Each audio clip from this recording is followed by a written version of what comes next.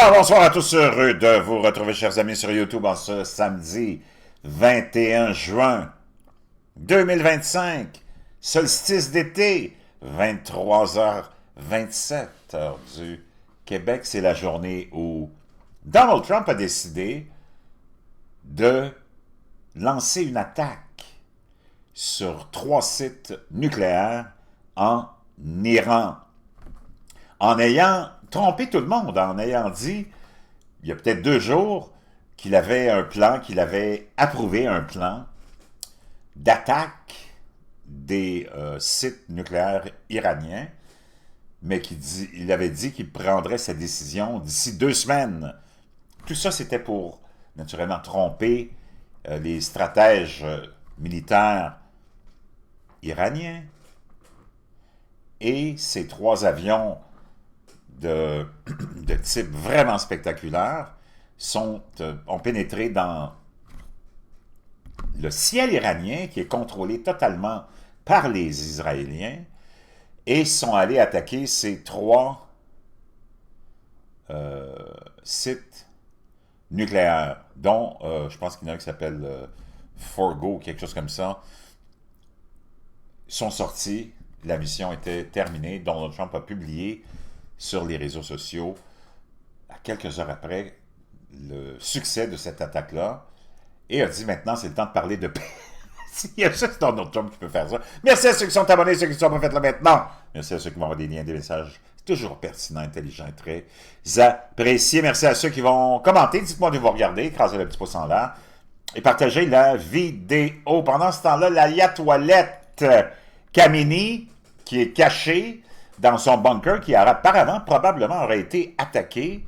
On n'a pas de confirmation de ça, mais il y a de grandes chances qu'il ait été attaqué. La seule façon qu'il a d'avoir de l'information, même s'il a donné l'espèce de commandement du pays à son subalterne, qui a remplacé celui qui était à la tête des gardiens de la Révolution, qui a été éliminé par Israël. Tout ce qu'on va aller voir, là, c'est tous ceux qui ont été éliminés par Israël ces derniers jours, depuis 8-9 jours que ça dure, cette guerre-là. Et les Américains sont allés, ont surpris tout le monde, et ils sont allés parce qu'il n'y a plus rien. L'Iran a envoyé quelques drones aujourd'hui parce qu'ils n'ont plus de missiles. Tous leurs missiles ont été utilisés au début.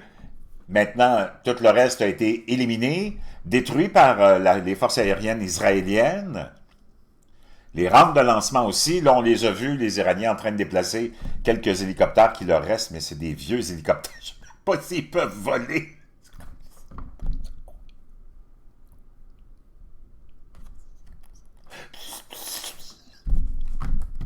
D'ailleurs, tu n'as pas vu l'armée iranienne encore, puis tu ne verras pas parce qu'il n'y en a pas. Il y a les gardiens de la Révolution qui se promènent avec les rampes de lancement. Je pense que ce serait plus efficace s'il y avait Uber pour transporter les rampes de lancement. Les Américains sont entrés, sont allés parce qu'il n'y a aucun danger. La job a été faite par les Israéliens, mais il n'y avait pas grand-chose de toute façon. Le complexe militaro-industriel, c'est pas ce qu'on t'a raconté dans le complexe médiatique. Puis c'est pas pour me foutre de la gueule des Iraniens. Les Iraniens du monde super, un peuple extraordinaire qui attend juste ça, se débarrasser de ce régime d'occupation qu'on appelle ce fameux régime de la République islamique d'Iran, qui est un régime d'occupation. D'ailleurs, il y a beaucoup de gens qui se demandent, mais pourquoi la population ne sort pas? Parce que les Iraniens sont cachés, parce qu'il y a plein de bombardements. Aujourd'hui, non seulement il y a eu l'attaque des Américains, mais il y a eu des dizaines d'attaques des forces aériennes israéliennes qui sont allées attaquer plusieurs autres sites militaires. Et toujours avant d'attaquer, les Israéliens envoient des messages aux populations civiles qui leur disent « Évacuez, évacuez, il y a une attaque qui s'en vient. » Donc, les Iraniens vont sortir quand ils vont se sentir sécurisés. Et c'est là que tu vas voir le régime tomber. D'ailleurs, beaucoup de rumeurs circulent, mais qui semblent être de plus en plus confirmées, que des centaines de milliers de membres de l'armée iranienne que tu ne vois pas ont déjà signifié leur intention ou se sont déjà associés au prince héritier qui, aujourd'hui, a commencé à entrer en contact, ou ses proches à lui, avec la Maison-Blanche. Tu le sais qu'il n'y a pas de... On est à un point de non-retour pour le régime d'occupation de ces gens-là qu'on appelle le régime islamique ou la République islamique d'Iran. Donc, vraiment gonfler à l'hélium la puissance de l'armée, vraiment, de l'armée iranienne. C'est comme tellement du n'importe quoi. Comme tout le reste de ce que tes médias corrompus te racontent tout le temps. Ces gens-là sont toujours dans le champ, sont là pour faire de la propagande, sont là pour te semer la peur, l'angoisse, sont là pour faire la promotion. Ils sont là à parler du leader de ce groupe d'occupation, entre autres l'ayatollah Khamenei. Puis tu regardes les médias comme vraiment importants des États-Unis, comme le Washington Post ou le New York Times, ou peut-être même ici. Et quand ils te parlent de ce qui se passe en ce moment, ils disent, j'ai vu les grands sites, la plupart des, parce qu'ils se répètent toutes les mêmes sornettes, eux autres, ils ont tous les mêmes textes qui sont en train de publier. C'est jamais les journalistes, supposément, ou les commentateurs ou les éditorialistes qui écrivent leur papier. C'est écrit par la main de celui qui dirige ces médias-là. C'est-à-dire le complexe militaro-industriel, souvent, mais surtout globaliste et mondialiste. Et puis, on parle, ils sont là, je voyais les débuts de ces papiers-là hier puis aujourd'hui. Oh, le leader, le guide suprême de l'Iran fait face aux défis les plus grands de son règne. Ils parlent de ça comme s'ils sont en train de te réciter puis de te décrire quelque chose de totalement extraordinaire puis normal. Où on parle d'un régime d'occupation tyrannique. Puis ça, c'est tes journalistes, tes éditorialistes qui décrivent la situation, puis qui décrivent « Oh, le leader fait face aux défis les plus grands de son règne ou de... » Voyons. Alors que tu devrais être en train de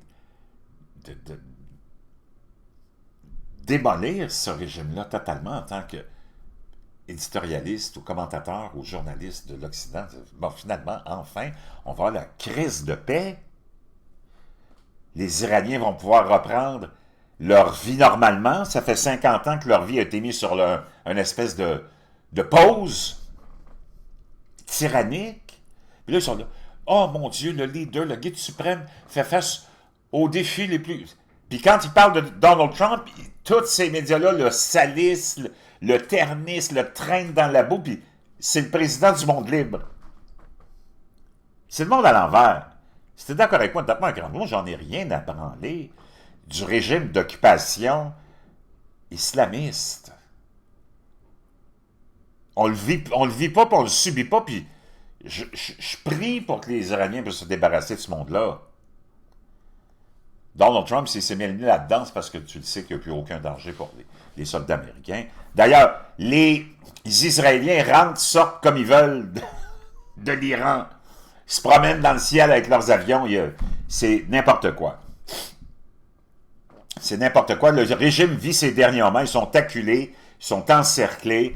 Il n'y a plus grand-chose à faire. Ça va tomber. D'ailleurs, il y a beaucoup de gens qui fuient en ce moment. On parle des dirigeants de ce régime d'occupation. Déjà, beaucoup ont fui le pays. Déjà, peut-être beaucoup sont déjà rendus au Canada, parce qu'apparemment, comme je vous le disais hier, le Canada, c'est une destination de choix pour ce monde-là, puis on les accepte. Éliminer le général Hossein Salamani, ou Salami, lui c'est Salami. Salami, ok. Éliminer lieutenant-général Gholam Ali Rachid. Éliminer lieutenant-général Mohamed Bagheri. Éliminer le brigadier général Mehdi Rabani, éliminé. Ils en ont éliminé des centaines, des Israéliens, là. Boum, boum, toute la liste est là, tu vois toutes les photos, toutes les images de ceux qui ont été, beaucoup de chercheurs ici, physiciens que tu vois, éliminés, éliminés, éliminés, éliminés. Ça, c'est tous les scientifiques qu'on appelle seniors de leur programme nucléaire. Éliminés, éliminés, éliminés. Il n'y aura pas de Troisième Guerre mondiale. Ça ne durera pas vraiment longtemps, là. C'est la fin. Les États-Unis sont rentrés parce que c'est la fin.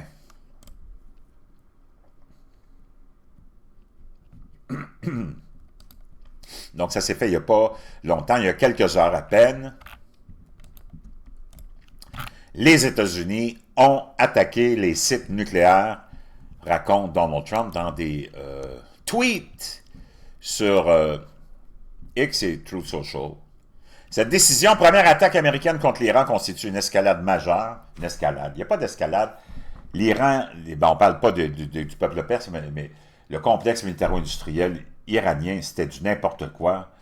Je pense que même si tu t'en vas jouer à Battleship, si tu joues avec ton jeu de Battleship, ou si tu t'en vas dans les boîtes ou les caisses de jouets de tes enfants, comme les miens, qui sont rendus grands, puis je m'en vais chercher toutes les petites figurines de soldats, parce qu'il y en avait plein de figurines de soldats, puis même l'arsenal de Ken est probablement plus dangereux que l'arsenal de l'armée que tu vois jamais, parce qu'il n'y en a pas. Eh où l'armée iranienne? L'as-tu vu, toi? Envoie-moi une photo de l'armée iranienne en pleine action. Envoie-moi une photo d'un avion iranien piloté par un pilote de l'armée iranienne qui lâche des bombes téléguidées sur des sites israéliens en traversant le ciel puis en restant à survoler dans le ciel israélien. Je vais te dire une chose, tu t'en as pas, là, parce qu'il n'y en a pas. OK? Il n'y en a pas.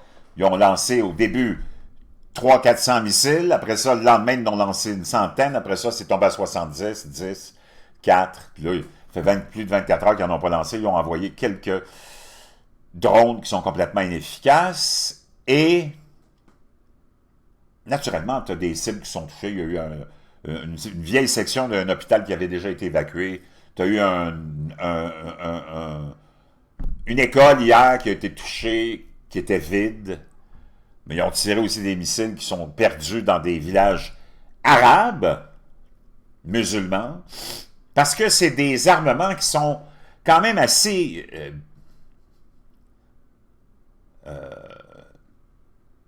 ordinaires, disons. OK? T'as rien de sophistiqué là-dedans, là. Mais quand tu regardes ce qui s'est passé avec ces bombes de destruction des... Comment ils les appellent? Bunker, cluster bunker. Ça, là, c'est... Ouais, il y a juste eux autres qui ont ça, les Américains. Le président Trump a déclaré samedi soir que les principales installations d'enrichissement nucléaire de l'Iran avaient été complètement et totalement anéanties après que les États-Unis ont largué des bombes sur elles et ont averti que les forces américaines meneraient de nouvelles hostilités si Téhéran ne négociait pas un accord de paix. Les frappes aériennes qui ont visé les sites nucléaires de Fordo, Bye-Bye, Natanz et Ispahan sont la première fois que les États-Unis mènent une attaque militaire directe contre l'Iran, et elles ont encore intensifié le conflit militaire entre l'Iran et Israël qui a commencé le 13 juin. Les sous-marins de la marine américaine ont également lancé 30 missiles Tomahawk sur l'Iran. Les affirmations de Trump sur le résultat des frappes n'ont pas pu être confirmées de manière indépendante. Est-ce que les États-Unis feront face à une réplique? Une réplique de qui ils vont répliquer, qu'est-ce qu'ils vont lancer? Il leur reste des missiles. Qu'est-ce que l'Iran peut faire? On ne parle pas des Iraniens, on parle du complexe militaro-industriel qui n'existe pas. Il n'y a pas un autre pays qui lève le petit doigt, il n'y a personne qui va lever le petit doigt parce que tout le monde est écœuré de ce régime-là intérieurement. Tout le monde en a plein le... OK? Parce que il empêche les peuples d'avancer, il empêche les peuples de toutes ces régions-là de prospérer. Donc, en finançant la haine et la haine et la haine et la haine. Le monde est écœuré de ça. T'es plus pris dans tes concepts de... C'est comme Whoopi Goldberg qui était à l'émission de View, qui a joué dans le film Color Purple, ou Purple Color, Color Purple, whatever, qui était un film des années, qui remontait aux années, c'était un film d'époque, mais qui n'a pas été tourné, mais qui parlait des époques de l'après-esclavage, tout après l'esclavage, puis le mouvement civil qui a suivi là, les années 60. Puis elle est coincée dans ce comment dire, cet horaire de temps. Même les Afro-Américains, je les voyais aujourd'hui, il y en a qui parlaient de ça, ils disaient, elle est comme coincée dans cette époque-là, elle n'aurait jamais dû dans ce film-là. Elle n'aurait jamais dû jouer dans ce film-là. Il dit, nous autres, c'est fini, ça. C'est des Afro-Américains, ils disent, on a toutes les opportunités possibles et imaginables. Combien d'Afro-Américains sont multimilliardaires aux États-Unis? La télé, la radio, le cinéma, j'en passe et j'en passe. Voyons, de quoi tu parles? C'est eux autres qui disent ça. Donc, même chose pour cette... Peut-être que vous êtes pris dans ce... Figé dans le temps, vous autres aussi, de cette détestation, naturellement. Puis moi, je ne l'ai pas aimé, là, cette époque-là, des États-Unis très impérialistes, mais surtout des gouvernements Bush, père et fils. Puis après ça, même Tabarnak Obama qui a continué, qui n'a rien fait, là. Moi, c'est sûr que j'étais anti-américain, mais anti-américain du complexe militaro-industriel de cette époque-là, mais en même temps, on n'est plus là. Le monde a avancé, progressé, le peuple a progressé, puis ce monde-là est resté figé dans le temps. Peut-être que toi, tu es resté figé dans le temps aussi. Mais la majorité des nouvelles générations ne veulent plus rien savoir de ça. Regarde, la majorité des jeunes ont voté pour Donald Trump, la majorité des Hispaniques ont voté pour Donald Trump, la majorité des hommes afro-américains ont voté pour Trump, parce que on n'est plus là. On le sait. Même les Afro-Américains disent, on est écœurés d'être les victimes, de vous entendre nous victimiser. Puis ils disent, on ne veut rien savoir des programmes de réparation, là, de dédommagement. Ils disent, on n'a pas été esclaves, nous autres, même nos parents n'ont pas été esclaves, voyons donc. Puis tu as des gens stupides. Les Blancs, c'est les pires là-dedans. On t'a tellement programmé à t'auto-culpabiliser surtout, là, que c'est devenu complètement gaga. Nos comportements. Puis les femmes sont les pires là-dedans. Les femmes gauchistes blanches, là, c'est... Wow, si tu veux devenir fou, marie-en une, mon chum. Tu vas devenir complètement cinglé. Complètement gaga. Puis t'as du monde aux États-Unis qui pousse ça dans des États comme la Californie, depuis des années, un programme de dédommagement, ils appellent ça Reparation Act, l'acte du dédommagement. Mais là, tu vas payer ça à qui? Puis ça coûterait puis c'est de l'argent qui va être donné à qui, là? Ça va être un scam incroyable, ça. Ça, c'est comme si toi, tu payais une pension à des enfants qui ne t'appartiennent pas, puis tu payais une pension alimentaire à une femme que tu n'as jamais baisée. Voyons donc, ça n'a pas d'allure. Ce monde-là est cinglé. Donc, l'humanité a fait un saut. Les jeunes ont fait un saut. Les générations ne sont plus là-dedans, puis ils n'embarquent plus là-dedans. Ils avoient la propagande. Pourquoi tu penses que tous les médias sont complètement à zéro avec les nouvelles générations? Il n'y a pas une nouvelle génération dans la trentaine, vingtaine qui regarde les médias traditionnels. Il y a juste les vieux, les baby boomers et les plus vieux. Les autres sont sur les réseaux sociaux, les podcasts. Ils vont chercher leurs nouvelles ailleurs. Ils n'en veulent plus de la propagande, là. Parce qu'ils savent que c'est juste de la propagande. Et surtout la propagande du complexe globaliste, mondialiste et socialiste. Et appelle-le comme tu voudras. C'est fini. Donc, peux-tu imaginer comment se sentent toutes les générations qui ont poussé en Iran? Depuis ce coup d'État où on a installé un régime d'occupation islamiste. Mais c'était dans un contexte où le temps était différent, l'époque était différente. Mais il y a du monde qui sont restés pognés là-dedans. Puis ils ne bougent pas parce qu'ils ne sont pas capables d'évoluer. Ils ne sont pas capables de voir la lumière, de voir... Tu t'en vas au Moyen-Orient, c'est plus pareil. D'ailleurs, trouve-moi un pays qui attaque Israël à part l'Iran. Puis la même gang qui sont tous financés, les mêmes cinglés, le Hamas, le Hezbollah, puis les Houthis. Il n'y a personne. As-tu vu l'Arabie Saoudite attaquer l'Iran, l'Israël? As-tu vu même la Jordanie attaquer Israël? As-tu vu? Non! Ils sont tous en accord, puis ils font des affaires avec Israël. Parce que c'est ça la nouvelle réalité, la modernité. Il faut que tu fasses place à la modernité, puis dans la modernité, tu as cette espèce de détachement de toutes ces vieilles guerres, puis ces vieux concepts qui sont ceux qu'on est encore en train d'expérimenter à cause de monde, puis de gens comme toi qui sont pognés dans le temps, figés dans le temps. Mais le monde est plus pareil. Trump est allé faire sa tournée au Moyen-Orient, puis allé dire à toutes les nations du Moyen-Orient qu'il a visitées, vivez votre vie comme vous le voulez, vivez vos traditions, sont extraordinaires, faites ce que vous avez à faire. On vous laisse tranquille. Il dit, on n'est plus là, en tout cas, mon gouvernement n'est plus là pour venir vous dire comment vivre, comment gérer vos vies de famille, vos vies de couple. Voyons donc, c'était ça.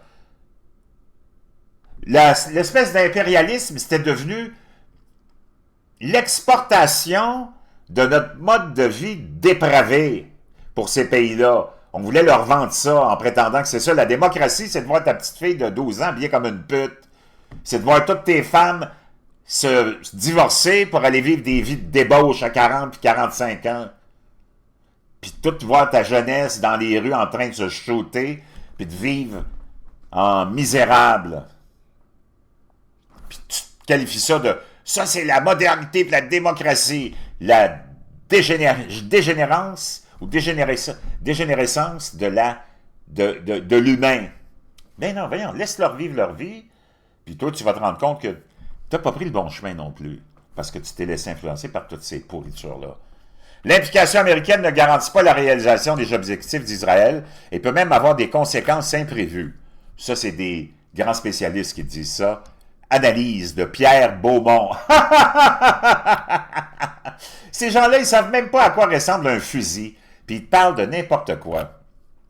L'attaque d'Israël contre l'Iran, y compris son programme d'armes nucléaires et balistiques, ne permettra probablement pas d'atteindre ses objectifs stratégiques à long terme, même si Benjamin Netanyahou parvient à persuader l'administration Trump de se joindre au conflit dans les jours et les semaines à venir, ont déclaré des experts. Des experts de quoi? Des experts de la stupidité. Selon les diplomates ou des diplomates, des spécialistes militaires et des analystes de la sécurité, Israël et son premier ministre risquent de faire face à des vents contraires croissants dans la campagne. Où ça? As-tu vu, toi, un avion iranien? Là, ils n'ont plus de missiles, ils ont tous été détruits ou utilisés. Là, il leur reste un petit peu de drones, des petits drones qui sont vraiment inefficaces. Qu'est-ce qu'ils vont faire? Ils n'ont rien! Quand tu es là à aboyer, puis à faire peur au monde, ça marche pendant un certain temps parce que tu avais des administrations complices, des administrations globalistes, puis ça faisait leur affaire de voir l'Iran en train de faire peur à tout le monde. Eux autres, ils savaient là, que le complexe militaro-industriel de l'Iran, c'est du n'importe quoi. Comme le complexe militaro-industriel de la Russie, c'est du n'importe quoi. Comme le complexe militaro-industriel de la Chine, c'est du n'importe quoi. C'est du n'importe quoi.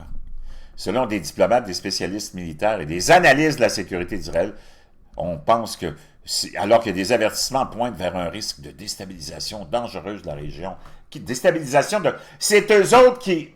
Le régime d'occupation, c'est lui qui déstabilise ou qui essaye de déstabiliser la région. De quoi il parle? L'Arabie Saoudite, c'est super stable. Le Qatar, toutes les nations sont très, très stables. Les seuls qui sont instables, le Yémen, à cause des Houthis, le Liban, à cause du Hezbollah, la Syrie, qui c'était très instable à cause de Bachar el-Assad, puis c'était tout financé par l'Iran. Donc, les seuls pays qui sont instables, ben, c'est tous des pays qui sont influencés par des groupes de terroristes, islamistes, chiites, financés et payés par l'Iran. Tous les autres pays sont très stables. De quoi tu parles? Puis là, on vient de péter le ballon, puis on vient de... Donald Trump, parce que c'est sa spécialité, lui, c'est de tout mettre à jour, puis de tout déculotter tout le monde, puis de tout exposer les gens comme ils sont. Donald Trump t'a exposé le fait que l'Iran, c'est une joke, ça, là? Puissant. Puis quelle puissance de quoi? Tout le monde avait peur. Tous les autres gouvernements américains chiaient dans leurs pantalons devant Oh mon Dieu, l'Iran, la grosse puissance... La grosse puissance militaire. Israël aussi a joué le jeu avec ses autres premiers ministres, mais Benjamin Netanyahu, qui est un guerrier, puis un politicien aguerri avec de l'expérience, c'est toute de la bullshit, ça, là. Ça fait des années qu'il travaille sur le dossier, il sait ce que ça vaut, le complexe militaro-industriel de l'Iran. Israël contrôle le ciel totalement depuis le début du conflit. Ça veut tout dire. Donc, inquiétez-vous pas, il n'y aura pas de guerre, il n'y aura rien de ça qui va se passer. Une fois que le régime va vraiment être affaibli, puis il l'est de plus en plus, jour après jour, tu vas voir les Iraniens sortir. Parce que les autres non plus ne veulent pas être associés puis être pris dans le feu de la tourmente. C'est toujours comme ça. Quand tu sens que ton parti est en train de perdre, ton équipe est en train de perdre, tu vas ton capot de bord, mon chum. Parce que dans la réalité, c'est ta survie qui est pas mal plus importante que celle de ta patrie ou ta nation. OK? Donc, tout ça, ça marque la fin de ce régime qui terrorise la région puis qui essaie de déstabiliser la région et le monde depuis 40 ans. Donald Trump, lui, il n'a pas de patience avec ça. Puis c'est lui qui est là pour toujours déculotter le monde puis exposer tout le monde. Donc, il y a ça qui est arrivé. Il va y avoir une réplique, peut-être il va envoyer un petit missile juste pour dire que il ne laisse pas passer la chose puis qu'ils ne perdent pas la face, mais ils n'ont plus rien. C'est fini. Ils sont acculés, ils n'ont plus de soutien. Il n'y a aucun soutien. D'ailleurs, tu n'as pas vu un pays se lever. Les paroles, c'est une chose, mais je te parle d'action, là. Il n'y en a pas un. Puis il n'y en aura pas un non plus, parce que deep down, inside, comme on dit, dans leur fin fond intérieur, même ceux qui disent en parole, comme les Erdogan, ils ont hâte de se débarrasser de ce régime qui dérange tout le monde. Parce que tu peux pas faire tes petits... C'est comme tous les pays, tous les gouvernements, c'est tous des mafias, OK? Comme tes gangs de rue, puis la vraie mafia, c'est le même monde, ils sont tous associés. Quand tu as des petites têtes folles qui viennent faire chier tout le secteur parce qu'ils veulent déstabiliser un secteur, ils veulent prendre un contrôle qu'ils n'ont pas, puis auquel ils n'ont pas droit, ou ils veulent surpasser ou, comment dire, ignorer les règles de la mafia, puis du business de la mafia, ils se font mettre à leur place. Parce qu'ils dérangent tout le monde, puis ils amènent trop d'attention. Le régime iranien, c'est ça. Puis là, tout le monde est écœuré. Il dit, Chris, on va s'en débarrasser, comme ça on peut continuer à enculer notre monde, mais en silence, puis dans la paix. Je vous reviens.